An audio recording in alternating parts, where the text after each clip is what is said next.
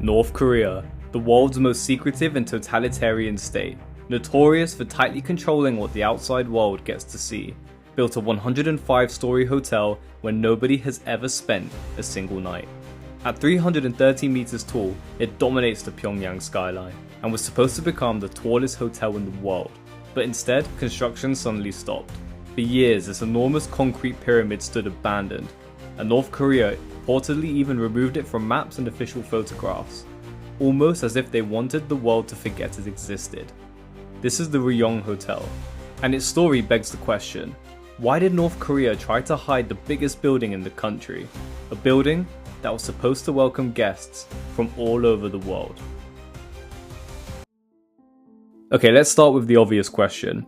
Why was North Korea building this thing? Well, the answer actually starts in 1953. After the end of the Korean War, the peninsula was left divided between two rival states, each claiming to represent Korea, and each determined to prove that their system was more successful. For a time, North Korea actually had a reason to feel confident. They were backed heavily by the Soviet Union and other communist states, and its industrialized economy initially compared favorably with South Korea, who were ravished by the effects of war and for a time became one of the world's poorer nations. However, by the 1980s, that had dramatically changed. South Korea had undergone an extraordinary economic transition. Seoul was thriving with modern infrastructure. South Korean companies were even expanding internationally, with one of them building the world's tallest hotel in Singapore. And in 1988, Seoul would host the Olympic Games, putting South Korea and their crazy economic comeback in front of the entire world. North Korea wanted an answer. The following year, Pyongyang would host the 1989 World Festival of Youth and Students, bringing thousands of international visitors to the North Korean capital, and the government wanted those visitors to see something South Korea couldn't match.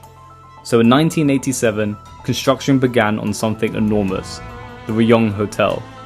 This wasn't just going to be somewhere where tourists can go to sleep. The plan was to create a 105-story statement of North Korea's prestige, and at the very top, revolving restaurants would give visitors panoramic views across the capital. And if North Korea could finish it, the Ryugyong Hotel would become the tallest hotel on Earth. It's exactly the kind of project North Korea wanted, enormous, record-breaking, and impossible for the outside world to ignore. And the message was clear. South Korea might have the Olympics, but North Korea would have the world's tallest hotel. And just within a few years, the concrete pyramid was already dominating the Pyongyang skyline. But there was just one problem. While North Korea was racing to finish its monument, the system helping pay for it was beginning to collapse. By 1991, construction had finished, and the Ryugyong Hotel had reached its full height. It looked spectacular from the outside, but inside the building was still largely an empty concrete shell.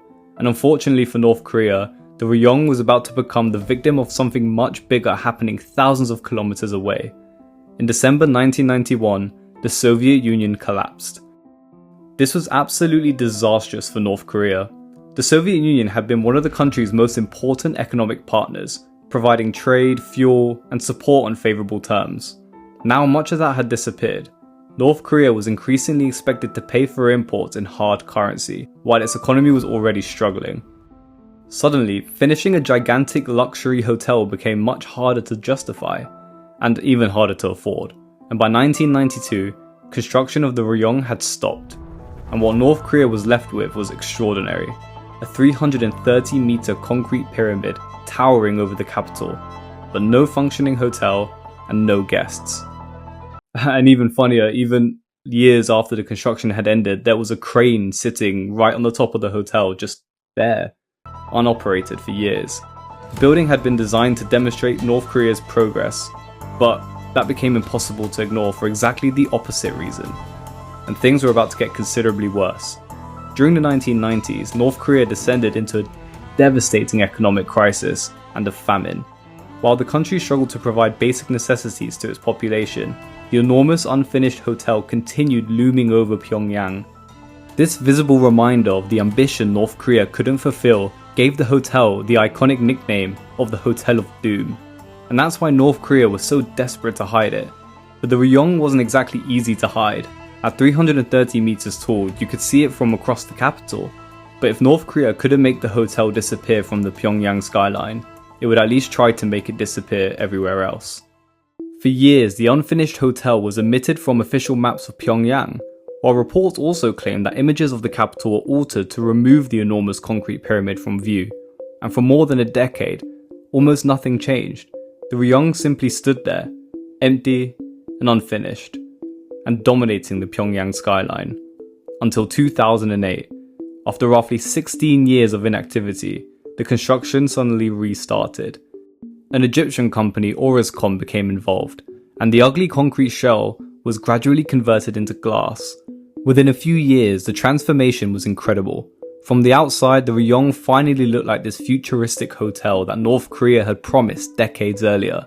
And in 2012, it looked like guests might finally be able to stay here. Luxury hotel group Kaminsky announced plans to operate part of the building, with an opening expected the following year, but those plans were abandoned. And despite the shiny new exterior, much of the enormous interior was still not ready to operate as a hotel. North Korea eventually found another use for the building though. Thousands of LED lights were installed across the facade, transforming the Ryugyong into a gigantic screen displaying animations of propaganda to the citizens of Pyongyang. But almost 40 years after construction began, the original dream has still never been realized. The Ryugyong was supposed to become the world's tallest hotel, and a symbol that North Korea could compete with its incredibly successful neighbor in the south. Instead, it became famous for something different. It became famous for being an enormous hotel that nobody could ever stay in. North Korea built the Ryugyong to make the world notice, then reportedly tried to hide it to make the world forget about it. But when your mistake is 330 meters tall, that is something that's quite difficult to do. And that's the story of the Ryugyong Hotel, North Korea's 105-story hotel that almost 40 years later has still never welcomed a single guest. You've just heard about the hotel that shouldn't exist. Now click here to discover the story about the train that shouldn't exist. And if you enjoyed the video, consider subscribing. It really helps support the channel and it allows us to keep making cool stories like this. Leave a like and I'll see you in the next one.